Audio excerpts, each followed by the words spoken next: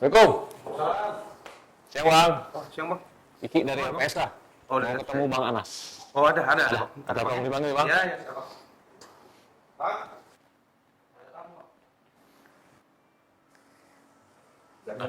Siang Bang. Siang Bang. Kiki Bang. Dari Anas, Humas Bang. LPSK. Oh iya Bang, selamat Iya. datang Bang di UPT. Terima kasih. Kemarin udah kontak-kontakan. Ya, Mau masuk Bang. ngajak kita ngobrol di luar gimana Bang? Oh, luar aja? Ah, Oke, boleh. Katanya Medan panas katanya. Oh, boleh, silakan. Panas politik ya?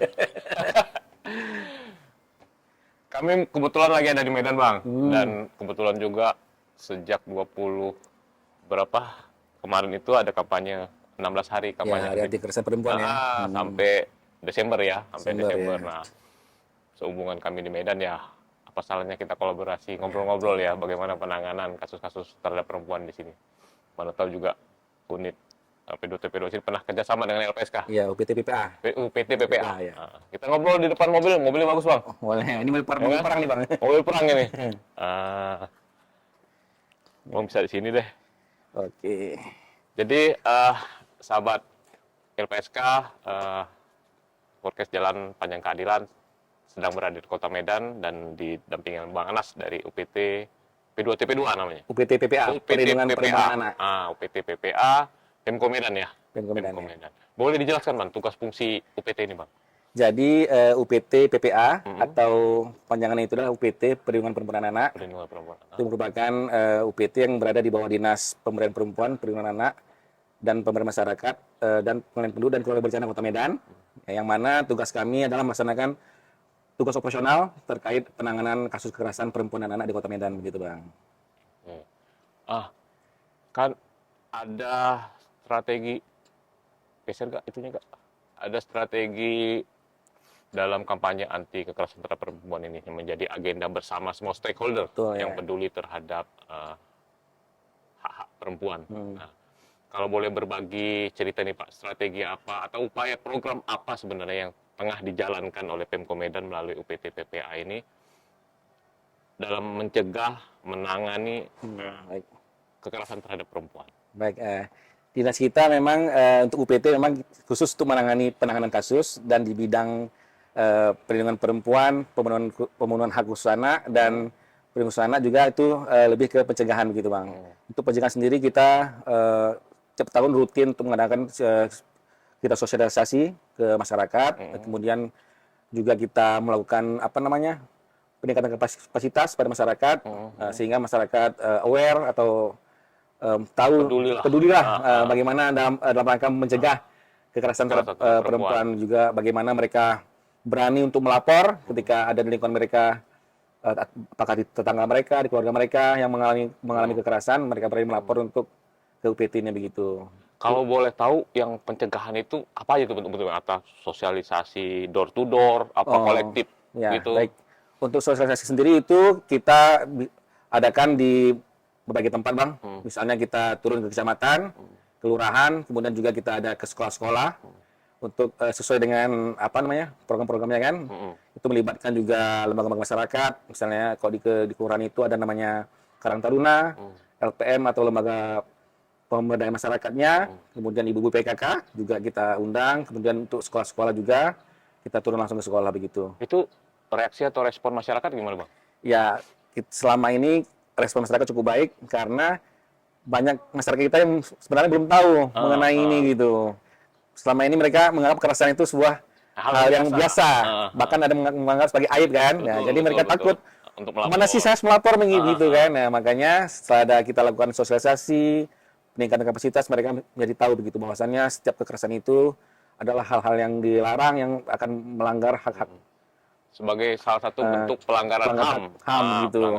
Jadi mereka bisa lebih tahu begitu.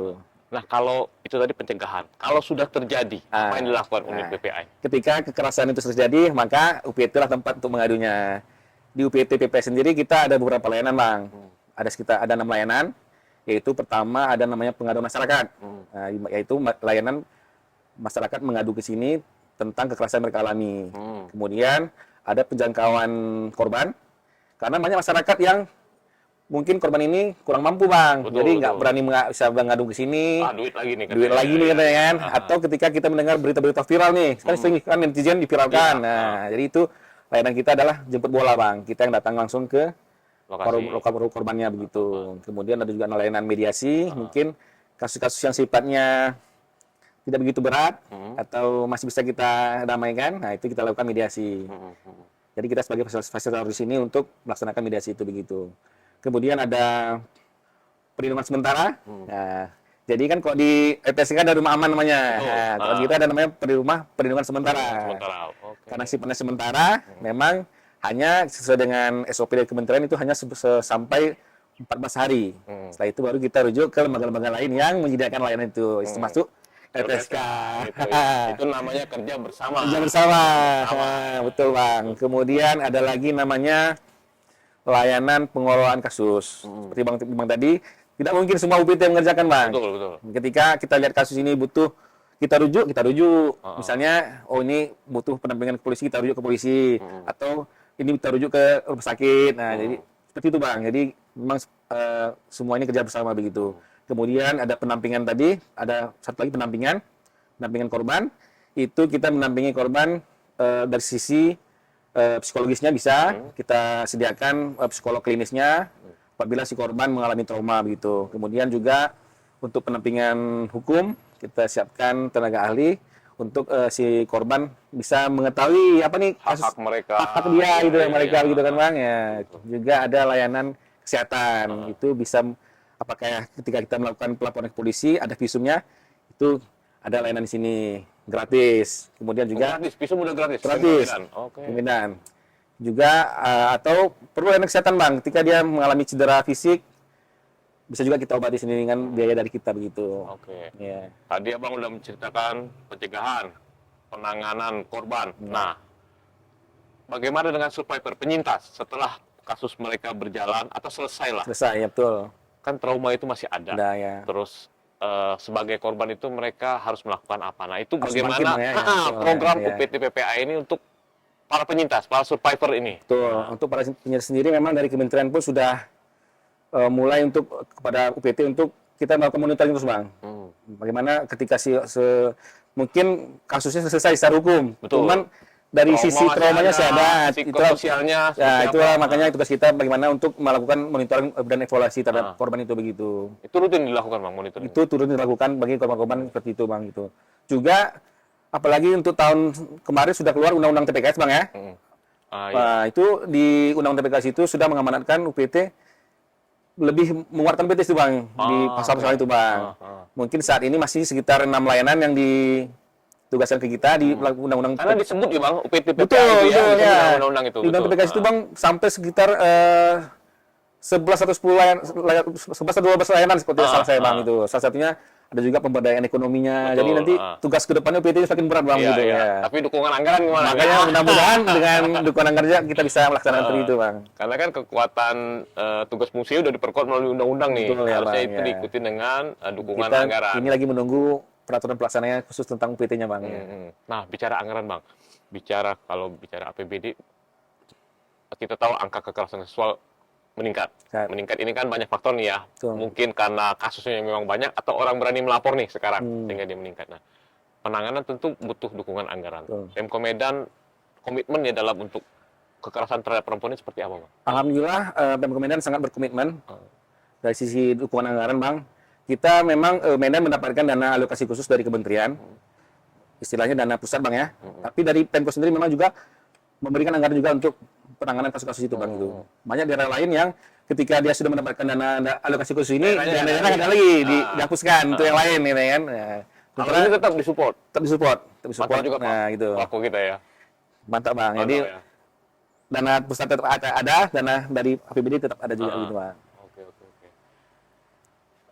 Nah, selanjutnya kan tadi sempat disinggung juga kita kerja bersama nih bang. Betul. Nggak mungkin kita berjalan sendiri-sendiri ya, UPT PPA sendiri, Polri mungkin sendiri Betul, nanti ya, NGO pendamping korban sendiri. Tapi kita kerja bersama. Selama ini pengalaman atau best practice abang bekerja sama dengan lembaga-lembaga baik tingkat lokal Sumut, Medan ataupun dengan nasional gimana nih bang?